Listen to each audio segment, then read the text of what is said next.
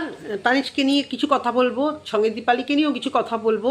তার আগে বলি, কালকে পিয়াকে নিয়ে যে ভিডিওটা করলাম, চুলটা এখান থেকে বেরিয়ে আছে, পিয়াকে নিয়ে যে ভিডিওটা করলাম সেখানে দু একজন বলেছো যে পিয়া নাকি বোতলকে, আমাদের ওয়াইটির যে বোতল আর কি, পিয়াক্কা যে বোতল আর কি, খায় না, বোতলের গায়ে বসে বসে একটুখানি চাটাং মারে, পুরো বোতল খায় না, জানে না। তো সেই বোতলকে নাকি পিয়া বলেনি। পিয়া এই দীপালির এই কান্নাকাটি, এই যে ওদের বাড়িতেও একটা এরকম মদ ফদ নিয়ে যে ওদেরও ভিতরে একটা চলছে, পিয়ার বরকে মাতাল বলেছিল, এই করেছিল, পিয়া নাকি তাদের উদ্দেশ্যে বলেছে। কিন্তু তোমরা যারা বলেছো তারা সর্বৈব ভুল কথা বলেছো। পিয়াকে গুটকাখোর, নেশাখোর, গাঁজাখোর বলে যে পিয়াকে প্রচণ্ডভাবে হার্ট করা, যার জন্য পিয়াও একটা বড় স্টেপ নেওয়ার চিন্তা করেছিল, তবা ছোটো ছোটো বাচ্চা রেখে, ছি পিয়ে কোনো দিন এসব যেন মানে স্বপ্নেও যেন কেউ না আনে। তো একটা ফালতু সেই শিয়ালের মতো রাস্তা, শিয়ালের মতো জঙ্গলের শিয়ালের মতো ভেবে করবে, তার জন্য কেউ নিজের পরিবার নষ্ট করে? কখনো এটা হয় না।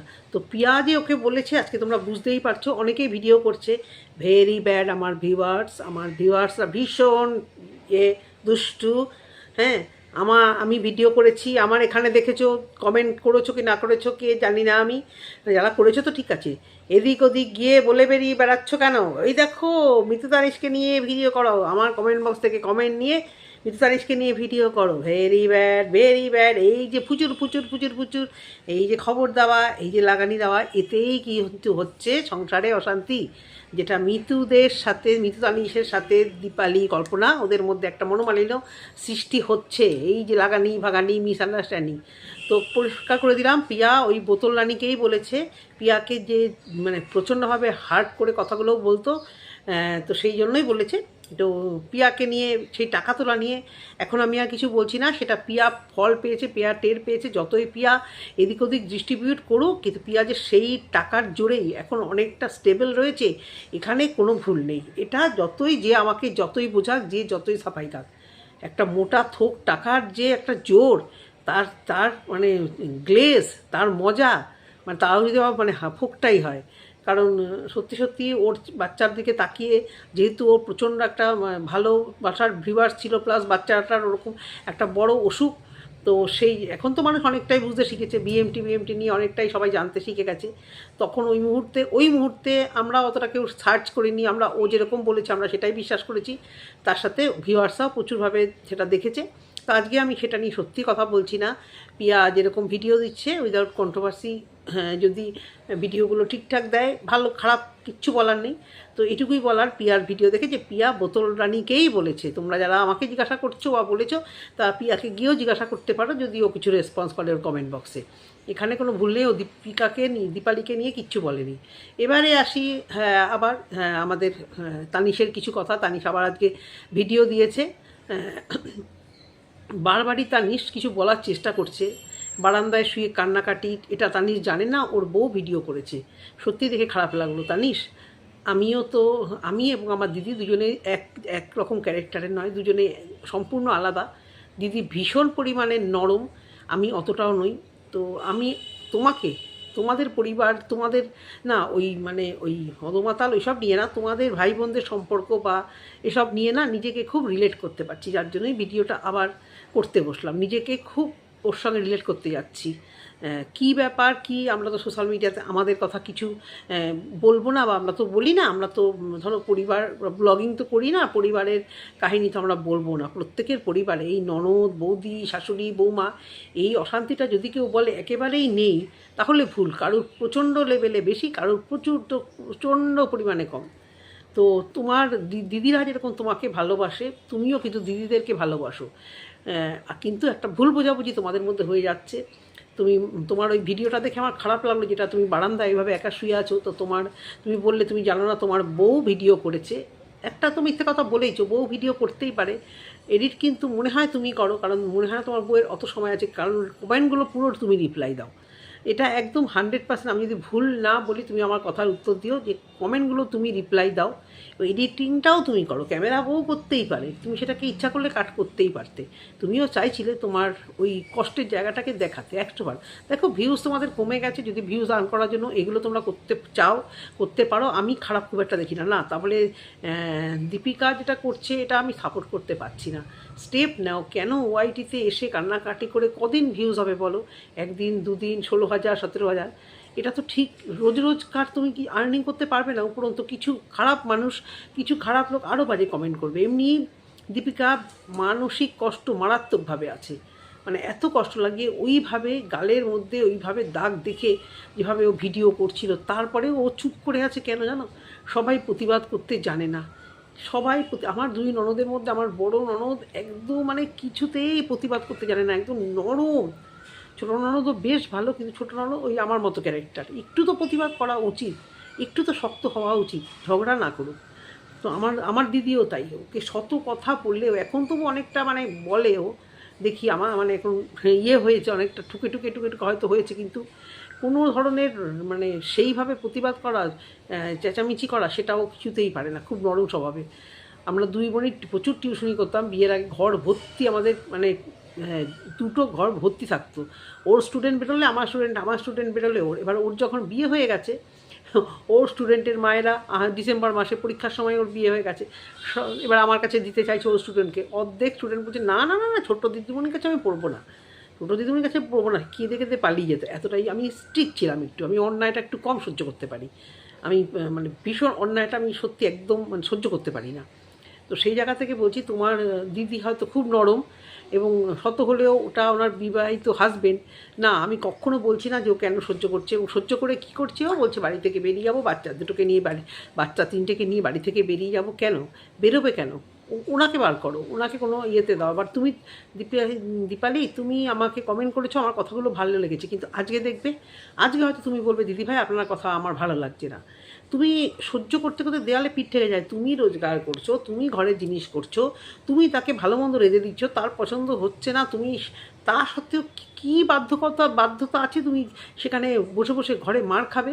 কী বাধ্যতা আছে? যখন তুমি সব পাড়ার লোক, প্রতিবেশীর লোক, কে কী ভাবলো, কে কী জানলো, এই জন্য তো তো ওরা কী জানছে? এই জানতে জানতেই মেয়েরা শেষ হয়ে যাচ্ছে। ওরা কী ভাবছে? ওরা কি খুব ভাবছে যে তুমি খুব ভালো আছো? না তো, সবাই তো দেখতে পাচ্ছে তোমার এই জিনিস, সবাই জানে নিশ্চয়ই, তোমাদের যেটা ওটা পাড়াগা, প্রত্যেকে জানে।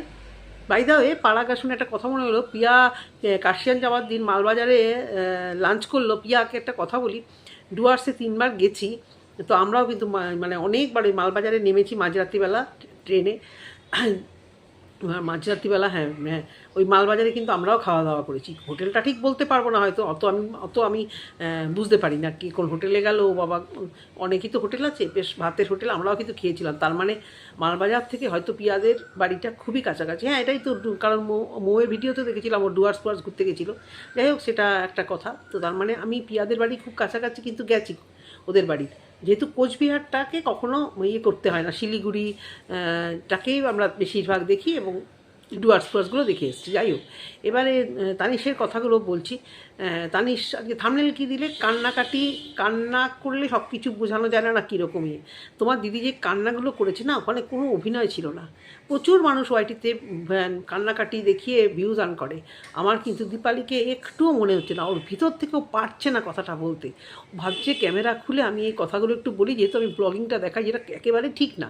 আমি একেবারেই সাপোর্ট করি না যে ভিতরের কথা কেন এখানে তোমরা এই জায়গাটাকে বেছে নিয়েছো, এই জায়গাটাকে, এটা আমি কখনোই সাপোর্ট করি না। কিন্তু দীপালির ব্যাপারটাও মনের দিক থেকে ভেঙে চুরে, এক তো শরীরের অসুস্থতা, সংসারের শান্তি একদম মারা গেছে, সেখানে ভাইয়ের জন্য বুকটার ফেটে আসছে।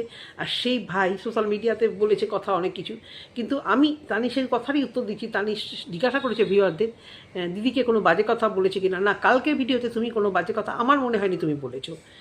তুমি তোমার কথায় হয়তো তোমার দিদি হার্ট হয়েছে, জামাইবাবুকে ওইভাবে বলেছো, যদিও উনি যার নেচারের, বলাটা খুব একটা তুমি খারাপ করনি। আমি অনেক রূঢ়ভাবে বলতে পারি, কিন্তু দীপালির মনে কষ্ট হবে। যতই হোক ও এখনও তাকে হাজব্যান্ড হিসাবে সেইভাবে রেখে দিয়েছে। দীপালি, কষ্ট পেয়ে লাভ নেই। যে শয়তান, যে বদমাইশ, যে অমানুষ, তাকে তো বলতেই হবে। যে মাতাল, তাকে তো শুনতেই হবে। বাবা তুমি ভালো মানুষ, তুমি মেনে নিচ্ছ, দুনিয়া তো মানবে না। দুনিয়া তো মানবে না। তোমার মেয়েগুলোর ভবিষ্যৎ আমি খালি ভাবি, পড়াশুনো করবে, সেখানে কলেজে যাবে, সেখানে সবাই টিস করবে, আড়ালে আবডালে কথা বলবে, মেনে নিতে পারে? ওদের প্রতিবাদ করা উচিত। ওরা কেন চুপ করে আছে বা কেন পারছে না এই এই এটাকে? হ্যাঁ, এমন যদি হতো তোমার রোজগার নেই, ওর রোজগার আছে, রোজগার করছো তুমি, মালের পয়সা দিচ্ছ তুমি, মানে বলতে বাধ্য হচ্ছি, তারপরেও তার এত এত এত কী কী করে সে পারছে? তাকে তো তোমাকে শিক্ষা দিতে হবে দীপালি, নাহলে তো তুমি শেষ হয়ে যাচ্ছ।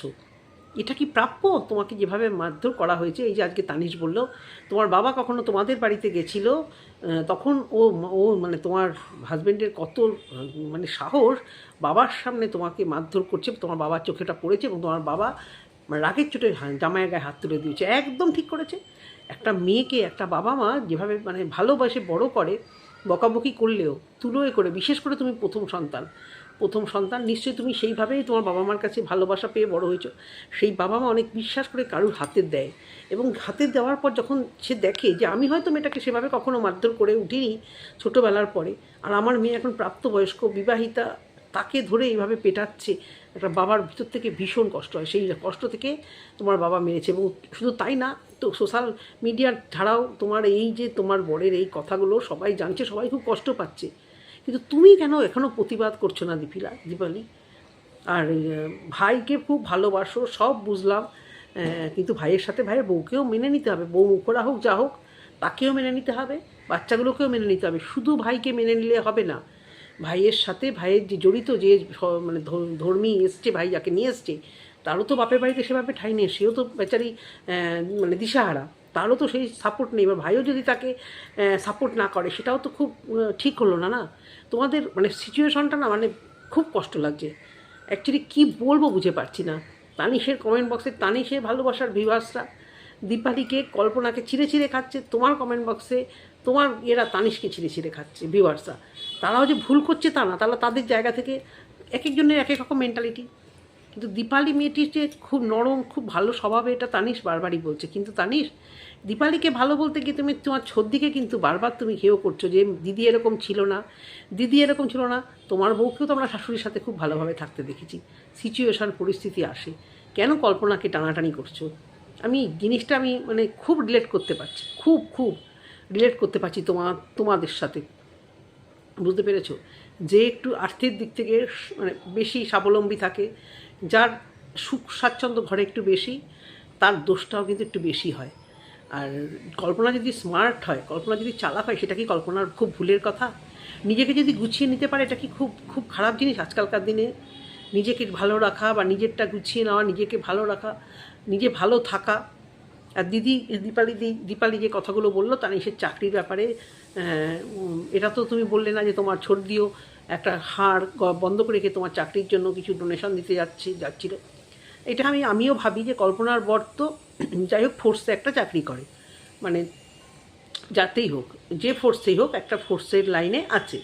তো তানিশের শরীর স্বাস্থ্য দেখে আমার যেটুকু মনে হয়, কারণ আমার বাবার বাড়ির, আমার মায়ের বাড়ির দিক থেকে তো আমার নিজের ভাই, নিজের দাদু, নিজের মামা, দাদু তো মানে বিশাল র্যাঙ্কের অফিসার ছিলেন, আর্মি অফিসার। তো আমার এক মেসোমশাই, আমাদের ওই মামা বাড়ির দিকে প্রচুর মানুষ আর্মিতে, শুধু আর্মিতে। আবার আমার দিদি শ্বশুর বাড়িতে বিএসএফ, তারপরে সিআরপিএফ, এই জিনিসগুলো দিদিদের বাড়িতেও প্রচুর, দিদি শ্বশুর বাড়িতেও আছে। তো সেই জায়গা থেকে আমি জানি যে কীভাবে সিলেক্ট হয়, কী করতে হয়। কারণ ভাইকে তো ছোটোবেলা থেকে, যখন একটু ভাই বড় হয়েছে তখন থেকে দেখেছি যে এই চাকরির পরীক্ষাগুলো বা চাকরিতে সিলেক্ট করতে গেলে ব্যায়াম করতে হবে, শরীর স্বাস্থ্য বাড়াতে হবে। সেই জায়গা থেকে তানিশের চেহারা, তানিশের হাইট দেখে আমারও মনে হয়, তার যেহেতু ভাইয়ের প্রচুর বন্ধুবান্ধব শিলিগুড়ি, জলপাইগুড়ি এসব জায়গা থেকে থাকতো, ভাইরা যখন বাইরে থেকে আসতো, ভাইরাও যেত তাদের বাড়িতে, ভাইদের আমাদের বাড়িতেও আসতো। তো তানিশ কেন এগুলো ট্রাই করেনি, এটা আমার মনেও প্রশ্ন। হয়তো দীপালি আজকে ওই কথাগুলোই বললো, তানিশের হয়তো এই চাকরিগুলোই সম্ভবত হওয়ার ছিল, কিন্তু সমস্ত কিছু হলেও না মেডিকেল একটা মানে হয়ে আর কি ক্যান্সেল করে দেয়।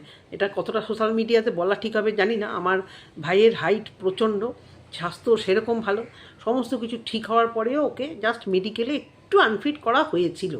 তারপরে যাই হোক, কিছু দেওয়ার পরে আবার সেটা ফিট হয়ে গেছে। দেখো সিচুয়েশান যে এখন যেরকম, আমাদের তো কিছুটা তো সেরকম করতেই হবে বলো। তো তানিশও সেইটা হয়তো তানিশকেও কোনোভাবে আনফিট করে দিয়েছিল, কোনোভাবে ক্যান্সেল করে দিয়েছিল। তো সেখানে দীপালি খুব চাইছিল, প্রত্যেকটা দিদি চায় ভাই ভালো থাকুক। ভাই হয়তো অনেক সময় বউয়ের প্ররোচনায় হয়তো পাল্টে গেলেও যেতে পারে, কিন্তু প্রত্যেকটা দিদি কিন্তু চায় যে ভাইটা ভালো থাকুক। এটা তানিশ তুমি কতটা বুঝবে জানি না, আমি একটা দিদি হয়ে কিন্তু আমি এই কথাটা বলেছি। যতই ঝগড়া অশান্তি হোক, দিদি কিন্তু চায় ভাইয়ের গাড়ি হোক, ভাইয়ের বাড়ি হোক, ভাই ভালো থাকুক। কিন্তু ভাই কখনো কখনো ভাইরা একটু একটু মতিভ্রম হয়ে যায়, দিদিদের ভুল বুঝে ভাবে একটাই জিনিস, দিদিরা আমাদের সংসারে নাক গলাতে আসছে, দিদিরা আমাদের সংসারে নাক গলাতে আসছে। তুমি চেয়েছো দিদি বাচ্চা নিয়ে এখানে চলে আসুক, বহুদিন বলেছো, কিন্তু কেন তোমার দিদি শুনছে না, তোমাকে শোনাতে হবে। এবার তুমি কষ্ট পেয়েছো, তোমার ভিউয়ার্সরাও কষ্ট পেয়েছে, আমাকে অনেকেও লিখেছে যে তুমি সোশ্যাল মিডিয়াতে এই ব্যাপারটা জেনেছো বলে তোমার কষ্ট হয়েছে। কিন্তু ভাই, দিদির তো দুদিন আগে খুব শরীর খারাপ ছিল, তখন কি ফিজিক্যালি পাশে যেতে পেরেছো? তুমি বলছো তোমার দিদি কি এরকম ছিল না, কেউ উস্কাচ্ছে, তাহলে তোমাকেও তো কেউ নিশ্চয়ই উস্কানিটা দিচ্ছে যে তোমার দিদিরা শয়তান, তোমার দিদিরা বদমাস, তাদের সঙ্গে তুমি সেভাবে মিলবে না। এটা তো হতেই পারে।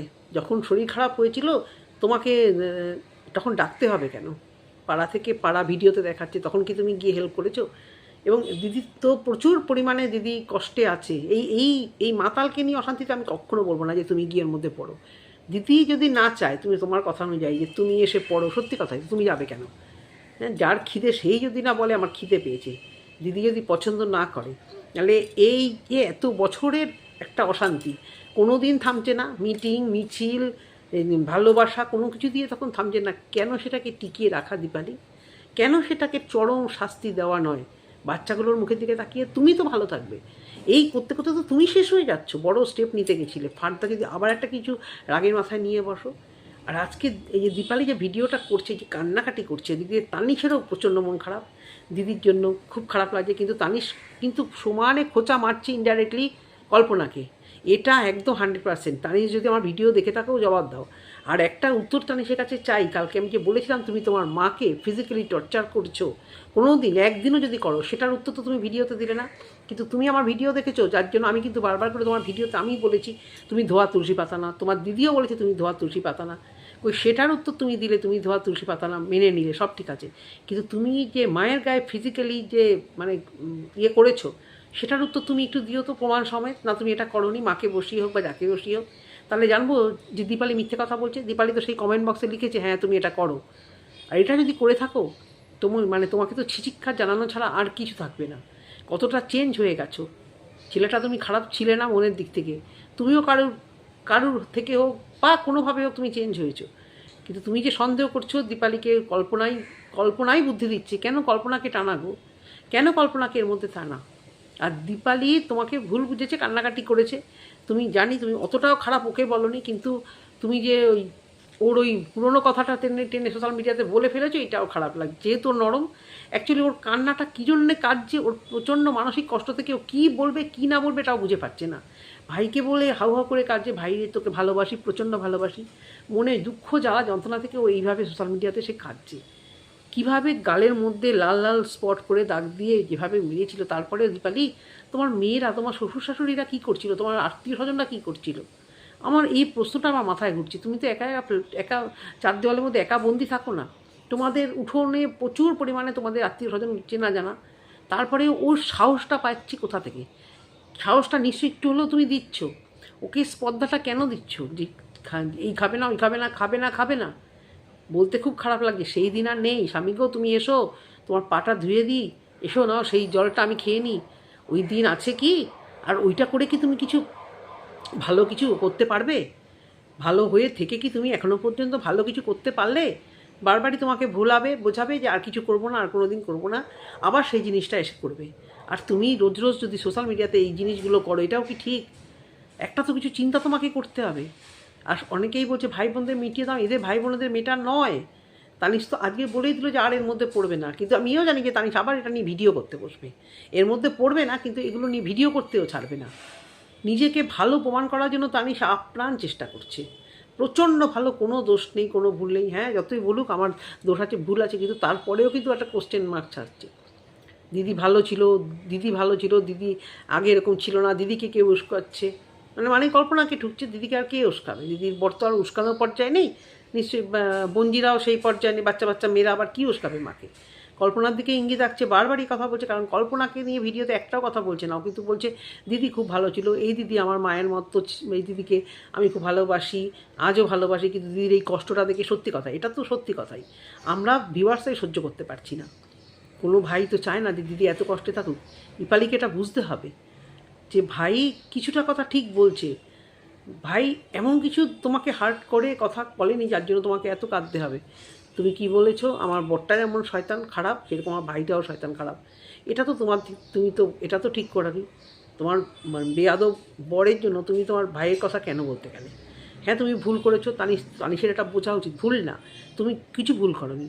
তানিশের এটা বোঝা উচিত বাড়ির কথাটা একটা মিস্টেক বলে ফেলেছে, তার জন্য এত রেগে যাওয়ার কি আছে? নিজেদের মানে মিথ্যেবাদী যে ভিউয়ার্সরা বুঝে যাবে সেটা তুমি স্বীকার করতে পারবে যে তোমার বাবা বা মা তোমার সরকারি ঘর পায়নি?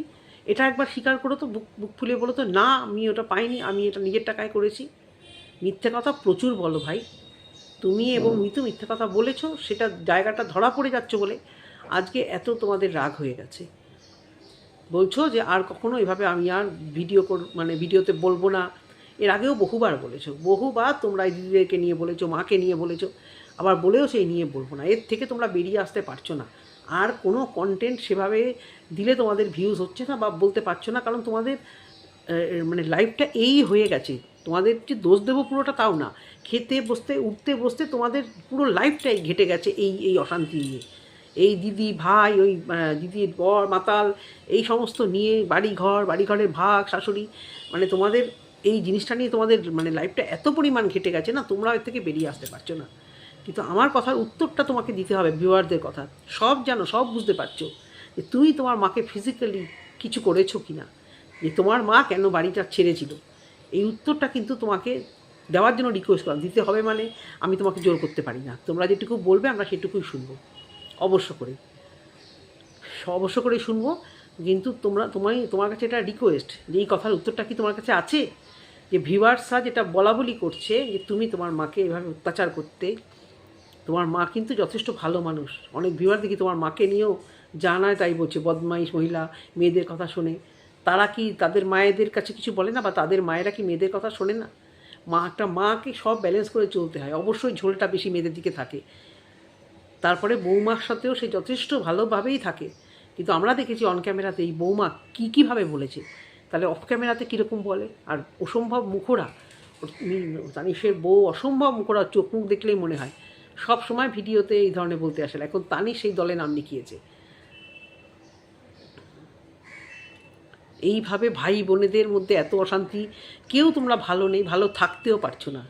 যেমন অনেকে দোষ দিচ্ছ তানিশ দিদিকে, দিদি কেন এই অশান্তির কথা জানায়নি, কারণ এই অশান্তি তার একদিনে হয় না, ও তো রোজ হচ্ছে। আর রোজ কি ভাইকে ডাকবে? ও তো ভাবছে আটটু সহ্য করি, আটটু অ্যাডজাস্ট করি, আটটু দেখি করতে করতে নিজে শেষ হয়ে যাচ্ছে। আর ভাই কষ্ট পেয়েছে যে এই এত মার মেরেছে সেই গত 2-3 দিন আগের ভিডিওতে আমাকে সোশ্যাল মিডিয়া থেকে জানতে হচ্ছে। কেন ভাই যাও না, ছোটো তো, দৌড়ে গিয়ে চলে যাও না, দিদি তোর এরকম হয়েছে, না মিটমাট করাতে না, দিদি তোর কী হয়েছে তুই চাস কি? জামাইবাবুর আড়ালে দিদিকে গিয়ে জিজ্ঞাসা করো তুই চাইছিস কি, ভালো থাকার জন্য তুই চাইছিস কি, বুদ্ধি দাও কিছু, ওর ভিতরে না পড়ো মানে রাগারাগি হাতাহাতি। হ্যাঁ তোমার শরীর স্বাস্থ্য ভালো, তুমি ওই জামাইবাবুকে ধাক্কা মারলে সে পড়ে কিছু একটা হয়ে গেলে, সত্যি এরকম তো ঘটনা আমরা দেখি না। সেসব কিছু করো না, মাথা ঠান্ডা রাখো, কুল রাখো, দরকার হয় মা বাবাকে নিয়ে যাও, নিয়ে দিদির সাথে আলোচনা করো। তোমার মা বাবার ভূমিকাটা আমি একটু দেখতে চাইছি। তারা দেখতে পাচ্ছে তো মেয়ে এই অবস্থা, তাদেরই তো উচিত ডাল ভাত খায় নুন ভাত খায়, আয় বাচ্চাগুলোকে নিয়ে তোরা ভালো থাক, হয় এখানে এসে কিছুদিন থাক, মাথার না শুধরাক বা শুধরাক, অধিকার ছাড়বি না, পরে আবারও বাড়িতে যাবি, আপাতত এই বাড়িতে থাক। একটু জায়গা ওদের কি দেওয়া যায় না, ঘর বাড়ি হচ্ছে, বা ঘর বাড়ি যদি সেরকম থাকে আমি ঠিক জানি না। তোমাদের মা বাবা তোমার সত্যি এই অবস্থার রাগ অভিমান ফেলে একটু যাওয়া এখন উচিত ছিল না, মাথা গরম করে নয়। যখন তুমি বলছো যে তোমার কষ্ট লাগে, তুমি যদি বলতে যে কষ্ট লাগছে না, আমি এই ব্যাপারে বলতামও না। আর যদি নাই যাও ভিডিওতে ভিউজ কামানোর জন্য এগুলো নিয়ে বসেও পড়ো না প্লিজ। এই কন্টেন্ট তোমার ভিডিওতে না দেখানোই ভালো। যদি কিছু করতে পারো করো, দিদির দুঃখ হতে পারে, দিদি তোকে নাই জানাতে পারে। দিদি দেখছে যে ভাই আমার শরীর খারাপের সময় বা আরও অশান্তির সময় ভাইকে পাশে এখন আর পাচ্ছি না, ভাই এখন আর সেই, সত্যি ভাইয়েরও তো জীবনে অনেক পরিবর্তন এসেছে, হবেই, এটা সব ছেলেদেরই হবে। তো সেই জায়গা থেকে তোমাদের ভাই বোন, এই যে আমার একটা কথা এই দেখে মনে পড়লো, আমার দিদির ছোটো যা, তার মা খুব অসুস্থ হয়ে তার কাছে এসেই এখন রয়েছে, সামনে কাছে বাড়ি মানে যারা হাবড়া জানো, কাছে মনসা বাড়ির কাছে তাদের বাপের বাড়ি। তো এখন রিসেন্ট আবার কয়েকদিন বেড়াতে যাবে বলে মাকে একটু দাদাভাইদের কাছে দিয়ে এসছে। তো সেখানে গিয়ে মা সে অশান্তি শুরু করেছে, এখানে থাকলে অশান্তি খিচখিচ করছিল। ওখানে অশান্তি করার পরে ও জিজ্ঞাসা করেছে, কথাটা কেন বলছি শোনো, জিজ্ঞাসা করেছে যে মা তুমি চাওটা কি, তুমি আমার বাড়িতে বসে খিচখিচ করছিলে, যেহেতু হাঁটতে চলতে পারে না, আর স্বামী স্ত্রী মানে দিদির দেও দিদির যা দুজনেই চাকরিতে চলে যায়, তখন জিজ্ঞাসা করে তুমি চাওটা কি, আমাকে কি ছুটে ছুটে প্রায় এখানে আসতে হবে, এটা তুমি চাও, তুমি ছেলেদের কাছে কদিন দিয়ে গেলাম, থাকো এখানে কদিন, আবার পরে নিয়ে যাবো, তুমি চাও কি আগে বলো, তুমি এখানেও সহ্য করতে পারছো না ওদের, ওখানে গিয়েও সহ্য করতে পারছো না, যেটা হয় আর কি এই বয়সে। তা আমার মারও হয়ে গেছিলো খিচখিচ, এ বাড়িতে ভালো লাগে না, ও বাড়িতে ভালো লাগে না, নিজের বাড়িতে ভালো লাগে না। তো তখন ওনার মাসিমা বলেছিল যে আমি তো শুধু তোদের 3 ছেলে মেয়েকে চাই, মানে 2 ভাই আর বোন। তখন ও বলেছে তাহলে আমরা সবাই ডিভোর্স দিয়ে দিই, দাদারা বৌদিদের ডিভোর্স দিয়ে দিই, কারণ আমি তোমার জামাইকে ডিভোর্স দিয়ে দিই। তখন বলছে যে আমিও সব জানি না, আমার শুধু তোদের 3 ছেলে মেয়েকে চাই। এটাই মায়েদের সঙ্গে একটা মানে হয়, মানে বাইরে থেকে সবাই যারা এসে যায় তারা আসলে যখন ডিসব্যালেন্স হয়ে যায় তখন মায়েদের হয়তো এই জিনিসটা হয়, সেই জন্যই কথাগুলো বললাম। তোমার মায়েরও এটা হওয়াটা খুব অস্বাভাবিক নয়। তারপরেও বলবো, যদি দিদির পাশে দাঁড়াতে নাই চাও কোনো ব্যাপার না, দিদি যদি দিদির মতো থেকে ব্যাপারটাকে মীমাংসা করতে পারে করুক, আর যদি না করে তারপর তো দীপালিকে নিয়ে আমি সত্যি খুব মানে ভিডিও করব। আর যদি এসব ক্যাচাল গুটকাচাল নিয়ে এখানে আসে বা দীপালিকে নিয়ে সত্যি আমি মানে নেগেটিভ ভিডিও করব। হয় এটাকে সালটাও, একটা ডিসিশনে আসো, কেস করবে না কিসের ভয়, কেস করলে একটা জিডি করলে এফআইআর করতে কিসের টাকা পয়সা খরচা হয় গো, কাকে শোনাচ্ছ গো, পুলিশের কাছে গিয়ে কমপ্লেন করো, দেখো মহিলাদের উপর অত্যাচার করা এসব নিয়ে কিছু হয় কি না, একটু ডেকে নিয়ে ধমকানি চমকানি দেবে, দেখবে একটু হলেও শুধরাবে। কাকে শেখাচ্ছ, কী ভয় দেখাচ্ছ, কিসের ভয় পাচ্ছ, অনেক টাকা পয়সা খরচা হবে, উকিলের পয়সা খরচা হবে, তোমাকে তো এখনই উকিলের কাছে যেতে হচ্ছে না, থানায় গেছো কি কখনো, একে ধরে আনতে কোমরে বেঁধে কাঁদতে কাঁদতে গিয়ে যেরকম ভিডিও করছো সেই কাঁদতে কাঁদতে কখনো থানায় চলে গেছো কি, দেখুন আমার উপর এরকম অত্যাচার করছে, তারপরে ওরা যে ডিসিশানটা দেবে তোমাকে সেটা মানতে হবে, মেনে নিতে হবে। আর তুমি যদি মনে করো না আবার তাকে রেঁধে খাওয়াবো, আবার মানিয়ে নেবো, আবার তাকে ভালোবাসি, আমার মেয়ের বাবা তাদের ভালোবাসি, তাহলে ভিডিওতেও আর এগুলো নিয়ে গুটকা চালিয়ে আমরা আর দেখতে চাই না। পরিবেশ সমাজ নষ্ট করার অধিকার তোমাদের মানে তোমাদের কন্টেন্ট ক্রিয়েটারদের, একটা সোশ্যাল ইনফ্লুয়েন্সারদের কখনো কিন্তু হতে পারে না, জানো তো। এতে আর 5টা মানুষের উপর এফেক্ট পড়ে। ভালো জিনিস দেখাও, ভালো জিনিস করো। তোমার অশান্তি সব ঠিক আছে বলেছো, তাও ঠিক আছে, তাও মানলাম, কিন্তু সমস্যাটা সমাধান করতে হবে, এটাই চাই। এটুকু বলা ভিডিওতে। যদি তোমাদের ভালো লেগে থাকে অবশ্য করে কমেন্ট সেকশানে একটা কমেন্ট করো। টাটা।